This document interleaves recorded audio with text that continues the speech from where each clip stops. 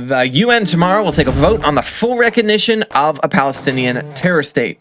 The big question is, will the United States use their veto power to put a stop to it? As all of this is going down, Trump takes a clear stand against creating a Palestinian state in general, like possibly ever, and stands solidly with Israel in its sovereignty over the region. We have a lot to break down today. I'm Ben, and this is the Israel Guys.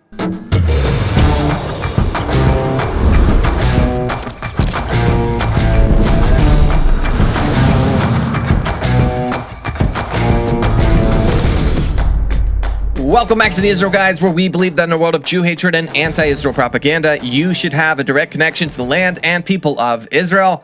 Thank you so much for joining us once again here on YouTube, and for all of you on Rumble and podcast as well.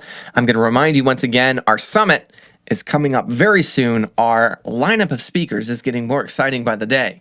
So go to theisraelguys.com/summit and find all of the latest information there, but don't go there now. Go there after you finish watching everything in this show. The UN is attempting to recognize a full Palestinian state once again. As a reminder, in 1974, the PLO was granted non-state observer status in the UN.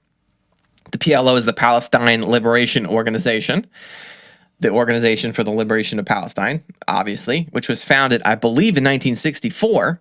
And if you remember, Israel took control over Judea and Samaria, the West Bank, in 1967. So it was founded before that, meaning their goal is to liberate the entirety of what is now the modern state of Israel, meaning they believe in the murder or expulsion of all Jews from the region, which is insane.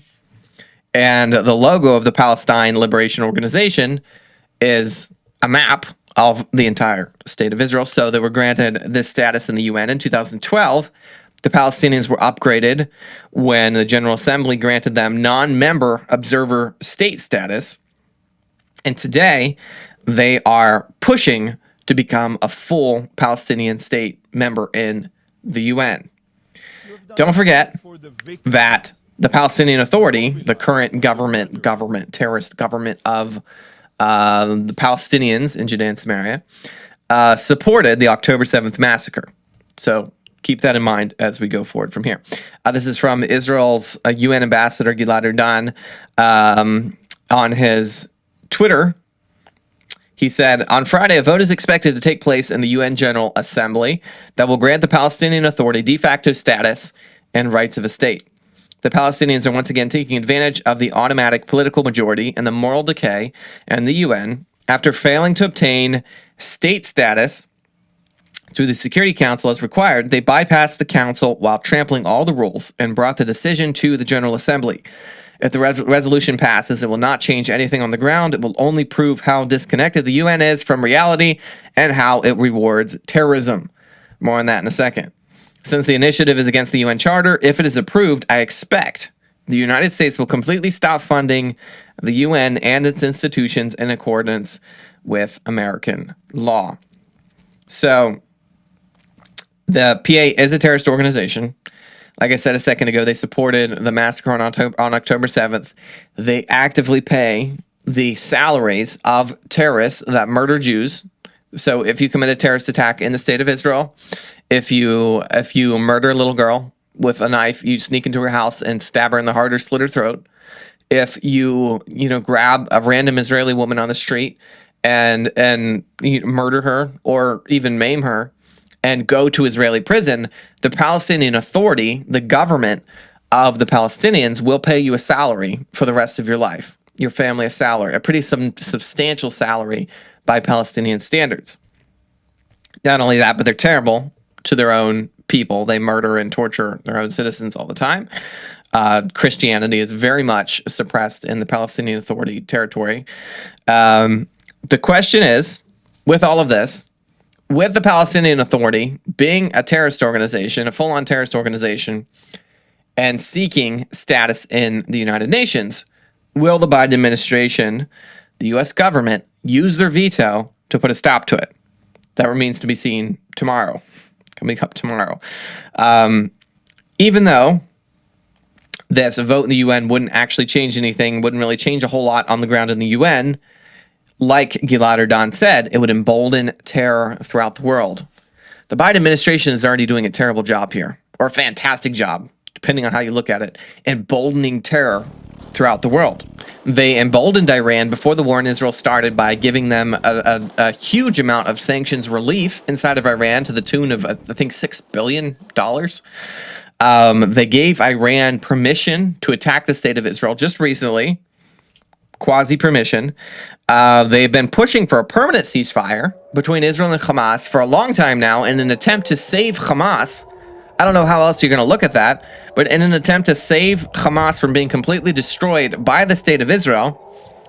And in that vein, when Israel just invaded Rafah in the southern tip of Gaza to eliminate Hamas once and for all, the Biden administration, in their desperate attempt to save Hamas, is now stopping weapons shipment to Israel. The shipment of bombs for fighter jets and pinpoint strike missiles, which would actually save civilian lives because it gives Israel enhanced capability to target their strikes in an extremely effective manner. The Biden administration is putting a stop to those shipments in an attempt to pressure the state of Israel to not completely destroy Hamas. If this does not embolden terror around the world, I don't know what does. Guys, I really do not know what does. It's sending a terrible, terrible signal to all of our enemies here in the United States around the world that they can do what they want and get away with it. And it's sending a terrible message to Israel's enemies that they can commit the worst atrocities that they've ever committed against the state of Israel and be saved by the United States from complete annihilation. We're not talking about the complete annihilation of Palestinians.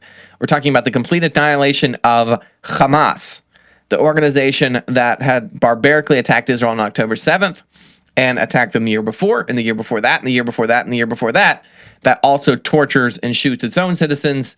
And yeah, it's terrible for Gaza in general. The Biden administration is attempting to save their tails as we speak. In a second, we're going to get to Trump speaking out, former President Trump speaking out in a unique change of American status quo on the Palestinian state issue. But first, I have a question for you. Where do you buy your olive oil and honey from? How about your tea, chocolate, and cosmetics? If you knew that you could get these items from Israel and that your purchase would help families living in Israel's heartland to thrive, would you be interested? What if I told you that you could purchase all of these items and much more easily online, and everything will be shipped to your doorstep in a matter of days? Enter Blessed by Israel. The truth is, Blessed by Israel was founded by very good friends of ours after coming to Israel on a trip with our organization. When they met the brave pioneers who live here, they were inspired to help these families thrive by bringing their products to the United States.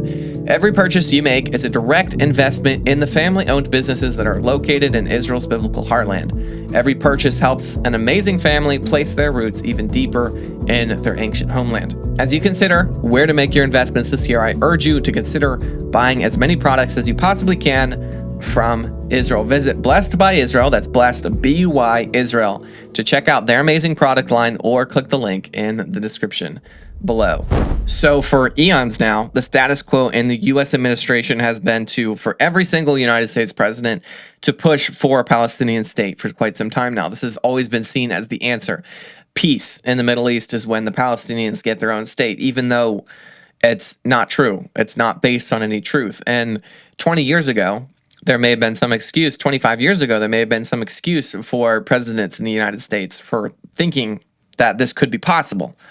But today, there really is no excuse anymore. When president after president after president insists that this is the only path forward in the United States, and they push Israel to make terrible deals for the state of Israel, amazing deals for the Palestinians, into creating a state, and time after time the Palestinians turn it down, it should tell the United States that this is not a good move, not only for the state of Israel, but this is not a good move because the Palestinians actually don't want it. They would rather play the system for generations at a time than create peace with Israel. So you'd think that eventually United States presidents would catch on. But so far, it has not happened. Even Trump in his first term presented a new version of a Palestinian state that he thought would go somewhere. And thank God it did not go anywhere. But now, for the first time in a very, I think this might be the first time ever, if I'm correct, A U.S. president is acknowledging that a Palestinian state is actually a bad idea and probably will never happen. Trump, in an interview, former President Trump in the interview with Time Magazine recently, just said the following. So the question was asked, do you think an outcome of that war between Israel and Hamas should be a two-state solution between the Israelis and Palestinians? Trump said, most people thought it was going to be a two-state solution. I'm not sure a two-state solution anymore is going to work. Question by the Times. Do you like it? Referring to a two-state. Trump, it depends when. There was a time when I thought two states could work. Now I think two states is going to be very, very tough. I think it's going to be much tougher to get. I also think that you have fewer people that liked the idea. You have a lot of people that liked the idea 4 years ago. Today, you have far fewer people that like that idea because children grow up and they're taught to hate Jewish people at a level that nobody thought was possible. The Times asked him if he would support Israel militarily if Iran were to attack. Trump said, I've been very loyal to Israel, more loyal than any other president. I've done more for Israel than any other president. Yeah, I will protect Israel. So amazing acknowledgement for Trump here, acknowledging that the Palestinians are taught to hate Jewish people at an extraordinary level, that they don't want to live in peace with the Jewish people, and that the groundwork does not exist for Palestinians and Jews to live in two states peacefully side by side together. Also, the leadership does not exist. If the United States was to broker a deal between Israel and the Palestinians to create some sort of Palestinian state in Judea and Samaria, there's no leadership for them to do that with. The Palestinians are ruled by a terrorist regime right now that does not want a Palestinian state because they'd rather milk the world for support aid dollars and play the victim than they would actually create a sustainable state for their people. But the only people that can rule, the only rulers of the Palestinians right now, Mahmoud Abbas and his terrorist organization, are terrorists themselves. And they don't even actually hold full power in Judea and Samaria. Right now, if Hamas was to even make the slightest move to take over Judea and Samaria, they could do so very easily. The Palestinian Authority is very weak. And so if the United States tried to push a deal between Israel and the Palestinians, where they created a state, a Palestinian state, with the Palestinian Authority as the head of that state, how long would it survive? When they created a Palestinian state in Gaza in 2005 and created free elections between the Palestinian Authority and Hamas, Hamas took over. In a very short amount of time, Hamas took over, and they turned Gaza into a full-on terrorist state dedicated to the destruction of the state of Israel. And every indication points that in Judea and Samaria and the West Bank, if a two-state solution were brokered today, that exact same thing would happen all over again. Also, not only do they have the military strength, but they have the support of the people. And polls, constantly updated polls, Palestinians at large in Judea and Samaria and the West Bank would vote in Hamas if given the chance to vote, and bears to say that they would probably join Hamas in an insurrection against the Palestinian Authority, which would turn Judea and Samaria into a full-on terrorist state, a much bigger region than Gaza, and much more prominent, a slice out of heartland Israel, mountains, a perfect vantage point to do way more damage than Hamas has ever been able to do inside of Gaza. So kudos to Trump for recognizing this, finally, to have the moral clarity to see through these issues for what they are. Guys, we need to continue to pray for Israel, especially as this vote goes down in the UN tomorrow. Pray for our leaders to have the moral clarity to see these issues for what they are, to support Israel in their attempt to live in peace in the world, and for Israel to continue to do what they need to do to eradicate terror from their borders and destroy Hamas from off the face of the earth. Guys, don't forget to check out our friends' work at Blessed by Israel. That's blessedbyisrael.com. The link is down in the description below. Don't forget to subscribe and get the conversation going down in the comments. As always, tune out the fake news and tune into what is actually happening in the land of Israel. We'll be back nearly every day, Monday through Friday, with your direct connection to the land and people of Israel.